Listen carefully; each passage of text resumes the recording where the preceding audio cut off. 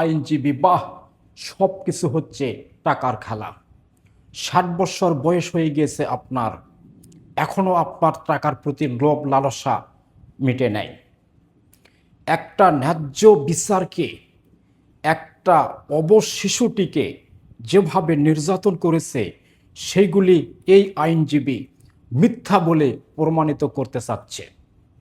প্রিয় বন্ধুরা, আপনারা সবাই কিন্তু অবগত আছেন যে গত কয়েকদিন আগে বাংলাদেশ বিমানের এমডি এবং তার স্ত্রী মিলে একটা অবশ শিশু মোহনাকে যেভাবে নির্যাতন করেছে, বাংলাদেশের সকল মানুষ এটা দেখেছে এবং বাংলাদেশের বাহিরে বিশ্বের যত প্রান্তে বাংলাদেশের মানুষ বাংলা ভাষায় কথা বলে, তারা সবাই এই মোহনার ন্যায় বিচার দাবি করতেছে। অথচ এই 60 বছর বয়সী আইনজীবী সে কিনা বলতেছে যে বাংলাদেশ বিমানের এমডি এবং তার স্ত্রী এই অবশ শিশু মোহনাকে নির্যাতন করে নেয়। অস্বীকৃতি জানিয়ে তার আগাম জামিনের ব্যবস্থা করতেছে। এই 60 বছর বয়সী 2 হাত লম্বা দাড়ি রেখে এই আইনজীবী এই কথাটাই বুঝাতে চাচ্ছেন আদালতে। কথা হচ্ছে, তাহলে কি বাংলাদেশের আইন কি সব অন্ধ?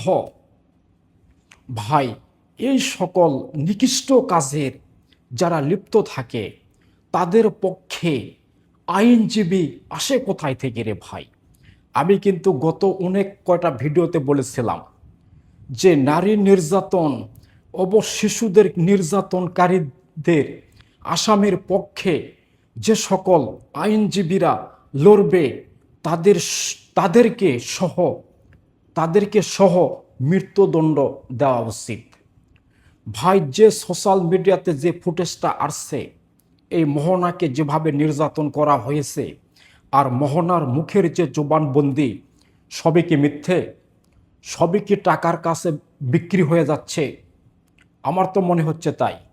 যদি মোহনার এই সকল তথ্য যদি মিথ্যে প্রমাণিত হয়, তাহলে ভাই বাংলাদেশের আইনের প্রতি মানুষ আর শ্রদ্ধা রাখবে না। এবং আইন কিন্তু সব বড় লোকদের জন্যে, যাদের টাকা পয়সা আছে শুধু তাদের জন্যই আইন। এই অবশ শিশু, গরিব অসহায় এই অবশ শিশু মোহনা তার বাসায় কিন্তু কাজে লিপ্ত ছিল। জবানবন্দি আসছে, তারা যখন খাবার খাইতো এই শিশুটিকে টয়লেটের ভিতরে বন্দি করে রাখত, যাতে তাদের খাবারের যেন ভাগ না বসাইতে পারে। এরকম ফুটেজ আসার পরেও আর এরকম চেহারা, এই অবশ শিশুটির যেরকম চেহারা হয়েছে, সবই কি মিথ্যে? সবই কি বানোয়াট? এই 60 বছরের আইনজীবী আপনাকে বলতেছি, আপনি অন্য পেশায় নামেন, এর চাইতে বেশি ইনকাম হবে। আপনার 60 বছর বয়স হয়ে গিয়েছে, এখনো পর্যন্ত আপনি এরকম সত্যকে মিথ্যে প্রমাণিত করে একজন দাগী আসামিকে খালাস করতে চাচ্ছেন। টাকা পয়সা কি আপনি কবরে নিয়ে যাবেন? বয়স তো আর কম হলো না আপনার, দাঁড়িয়ে রাখছেন 2 হাত লম্বা, 60 বছর প্লাস বয়স হয়েছে। ভাই, কিছু আর বলতে পারলাম না। আইন সব বিক্রি হয়ে যাচ্ছে টাকার কাছে। ভালো থাকবেন সবাই।